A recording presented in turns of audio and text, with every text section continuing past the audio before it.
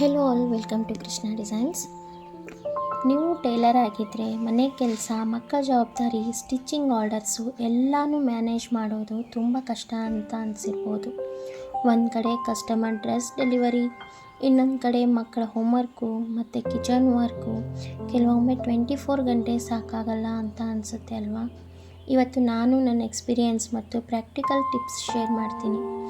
ಈ 5 tips follow ಮಾಡಿದ್ರೆ stitching, kids ಮತ್ತು ಫ್ಯಾಮಿಲಿ ಎಲ್ಲವನ್ನು ಮ್ಯಾನೇಜ್ ಮಾಡ್ಬೋದು. ನನಗೂ ತುಂಬ ಪ್ರಾಬ್ಲಮ್ ಆಗ್ತಿತ್ತು. ಯಾವಾಗ ನಾನು ಈ ಹ್ಯಾಬಿಟ್ಸನ್ನು ಕಂಟಿನ್ಯೂ ಆಗಿ ಫಾಲೋ ಮಾಡೋಕ್ಕೆ ಸ್ಟಾರ್ಟ್ ಮಾಡಿದ್ನೋ ಆವಾಗಿಂದ ಸ್ವಲ್ಪ ಈಸಿಯಾಗಿ ನಾನು ಮನೆ ಮತ್ತು ನನ್ನ ಕೆಲಸನ ಮ್ಯಾನೇಜ್ ಮಾಡ್ತಾಯಿದ್ದೀನಿ. ಸೊ ಆ ಟಿಪ್ಸ್ಗಳನ್ನು ನಿಮ್ಮೊಂದಿಗೆ ಶೇರ್ ಮಾಡ್ತೀನಿ. ವಿಡಿಯೋನ ಕೊನೆವರೆಗೂ ನೋಡಿ. ಫಸ್ಟ್ ಟಿಪ್ ಏನಪ್ಪ ಅಂದರೆ, ಮಾರ್ನಿಂಗ್ ಪ್ಲ್ಯಾನಿಂಗ್ ಹ್ಯಾಬಿಟ್ ಮಾಡ್ಕೊಳ್ಬೇಕು.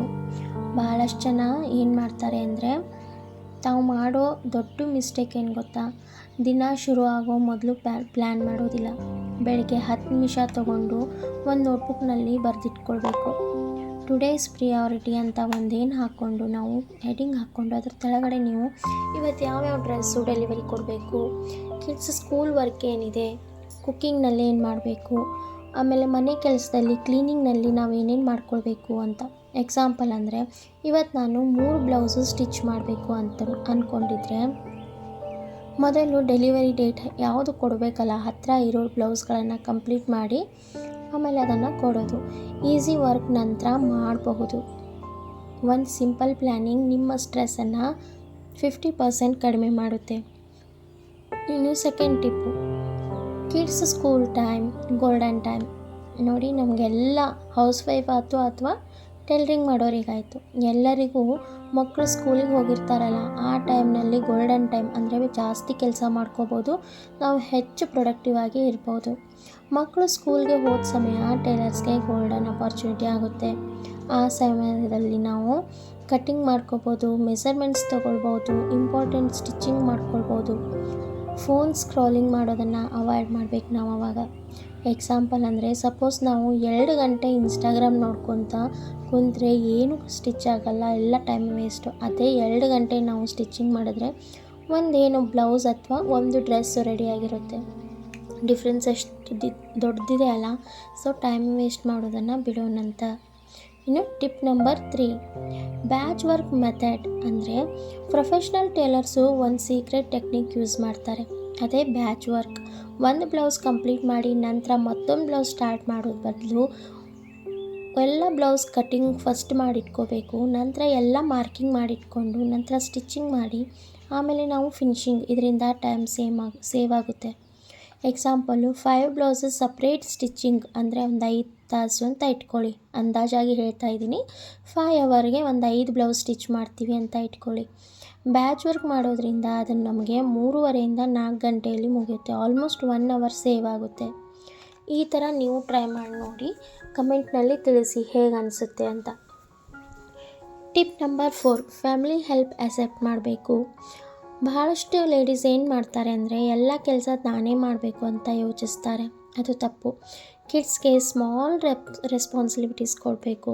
ಅಂದರೆ ಚಿಕ್ಕ ಪುಟ್ಟ ವಿಷಯಗಳಲ್ಲಿ ಅವರ ಹೆಲ್ಪ್ ತೊಗೊಳ್ಬೇಕು. ಅವರಿಂದ ಎಷ್ಟಾಗುತ್ತೋ ಆ ಕೆಲಸ ಮಾತ್ರ ಅವ್ರಿಗೆ ಕೊಡಬೇಕು. ಎಕ್ಸಾಂಪಲ್ ಅಂದರೆ, ಅವರು ಆಟ ಆಡೋ ಟಾಯ್ಸನ್ನು ಅರೇಂಜ್ ಮಾಡಿಟ್ಕೊಳ್ಳೋದು, ಸ್ಕೂಲ್ ಬ್ಯಾಗನ್ನು ಕರೆಕ್ಟಾಗಿ ಹೊಂದಿಸಿಟ್ಕೊಳ್ಳೋದು, ವಾಟರ್ ಬಾಟಲ್ಗಳನ್ನು ತುಂಬಿಕೊಳ್ಳೋದು, ಹಾಗೆಯೇ ಏನಾದರೂ ಬಟ್ಟೆ ನಾವು ಒಗೆದು ಹಾಕಿರ್ತೀವಲ್ಲ ಅದನ್ನು ಅವರು ಫೋಲ್ಡ್ ಮಾಡಿ ಕೂಡ ಇಡ್ಬೋದು. ಫ್ಯಾಮಿಲಿ ಮೆಂಬರ್ಸ್ ಹೆಲ್ಪ್ ಮಾಡಿದ್ರೆ ನಮ್ಮ ವರ್ಕ್ಲೋಡ್ ಕಡಿಮೆ ಆಗುತ್ತೆ. ನಾವು ಸೂಪರ್ ವುಮನ್ ಆಗಬೇಕು ಅನ್ನೋ ಅವಶ್ಯಕತೆ ಇಲ್ಲ, ಸ್ಮಾರ್ಟ್ ವುಮನ್ ಆದರೆ ಸಾಕು. ಇನ್ನು tip number 5, fixed working hours. Tailor ಮಾಡೋ ಮತ್ತೊಂದು ಮಿಸ್ಟೇಕು, ಯಾವ ಸಮಯದಲ್ಲಾದರೂ ಸ್ಟಿಚಿಂಗ್ ಮಾಡೋದು. ಅದರಿಂದ ಫ್ಯಾಮಿಲಿ ಟೈಮ್ ಡಿಸ್ಟರ್ಬ್ ಆಗುತ್ತೆ. ಎಕ್ಸಾಂಪಲ್ ಅಂದರೆ, ಮಾರ್ನಿಂಗ್ 9ರಿಂದ 1 ಗಂಟೆವರೆಗೂ ಸ್ಟಿಚಿಂಗ್ ಇರುತ್ತೆ. ಮಧ್ಯಾಹ್ನ 2ರಿಂದ 5 ಗಂಟೆ ತನಕ ಮತ್ತೆ ಸ್ಟಿಚಿಂಗ್ ಮಾಡ್ಬೋದು. ಸಾಯಂಕಾಲ ನಾವು ಫ್ಯಾಮಿಲಿ ಟೈಮ್ ಕೊಡ್ಬೋದು. ನೈಟ್ ಕೂಡ ನಾವು ನೆಕ್ಸ್ಟ್ ಡೇ ಪ್ಲ್ಯಾನಿಂಗ್ ಮಾಡ್ಕೋಬೋದು. ಈ ರೀತಿ ನಾವು ಟೈಮ್ ಏನಾದರೂ ಫಿಕ್ಸ್ ಮಾಡಿದ್ರೆ ನಮ್ಮ ಸ್ಟ್ರೆಸ್ ಕಡಿಮೆ ಆಗುತ್ತೆ. ಆಮೇಲೆ ಒಂದು ಎಕ್ಸಾಂಪಲ್ ಕೊಡ್ತೀನಿ ನೋಡಿ, ರಿಯಲ್ ಲೈಫ್ ಸ್ಟೋರಿ ಇದು. ಒಬ್ಬರಿದ್ದರು, ಅವರು ದಿನ ಪೂರ್ತಿ ಬ್ಯುಸಿ ಇದ್ದರೂ ಆರ್ಡರ್ಸ್ ಕಂಪ್ಲೀಟ್ ಆಗ್ತಿರಲಿಲ್ಲ. ನಂತರ ಅವರು ಪ್ಲ್ಯಾನಿಂಗ್ ಬುಕ್ ಮಾಡಿಕೊಂಡು ಬ್ಯಾಚ್ ವರ್ಕ್ ಮತ್ತು ಫಿಕ್ಸ್ಡ್ ಟೈಮಿಂಗ್ ಸ್ಟಾರ್ಟ್ ಮಾಡಿದ್ರು. 3 ತಿಂಗಳಲ್ಲಿ ಅವರಿಗೆ ಡೆಲಿವರಿ ಡಿಲೇ ಅಂದರೆ ಲೇಟಾಗಿ ಕೊಡ್ತಿದ್ರಲ್ಲ ಅದು ಕಡಿಮೆ ಆಯಿತು. ಇನ್ಕಮ್ ಹೆಚ್ಚಿಗೆ ಆಯಿತು. ಫ್ಯಾಮ್ಲಿ ಜೊತೆನೂ ಟೈಮ್ ಸ್ಪೆಂಡ್ ಮಾಡಿದ್ರು. ಈ ಥರ ನಾವು ಚಿಕ್ಕ ಪುಟ್ಟ ಏನಾದರೂ ಚೇಂಜಸ್ ಮಾಡ್ಕೊಳ್ತಾ ಇದ್ದರೆ ಅದರಿಂದ ನಮಗೆ ದೊಡ್ಡ ರಿಸಲ್ಟ್ ಸಿಗುತ್ತೆ. ಸೊ ಇದರಿಂದ ನಾವೇನು ತಿಳ್ಕೊಬೇಕು ಅಂದರೆ ಟೈಮ್ ಮ್ಯಾನೇಜ್ಮೆಂಟ್ ಅಂದರೆ ಹೆಚ್ಚು ಕೆಲಸ ಮಾಡೋದಲ್ಲ, ಸ್ಮಾರ್ಟಾಗಿ ಕೆಲಸ ಮಾಡೋದು. ಇವತ್ತೇ ಈ 5 ಟಿಪ್ಸ್ಗಳನ್ನು ಟ್ರೈ ಮಾಡಿ ನೋಡಿ. ಅದರಲ್ಲಿ ಮಾರ್ನಿಂಗ್ ಪ್ಲ್ಯಾನಿಂಗ್ ಅಂದರೆ ನಮ್ಮ ದಿನವನ್ನು ನಾವು ಪ್ಲ್ಯಾನ್ ಮಾಡ್ಕೊಳ್ಳೋದು. ಗೋಲ್ಡನ್ ಸ್ಕೂಲ್ ಟೈಮ್ ಅಂದರೆ ಮಕ್ಕಳು ಸ್ಕೂಲಿಗೆ ಹೋದಾಗ ಆ ಟೈಮ್ಗಳನ್ನು ಚೆನ್ನಾಗಿ ಯೂಸ್ ಮಾಡ್ಕೊಳ್ಳೋದು. ಆಮೇಲೆ ಬ್ಯಾಚ್ ವರ್ಕ್, ಒಂದೊಂದೇ ಕೆಲಸ ಮಾಡೋ ಬದಲು ಒಮ್ಮೆಲೆ ಕಟಿಂಗ್ ಮಾಡಿ ಇಟ್ಕೋಬಹುದು.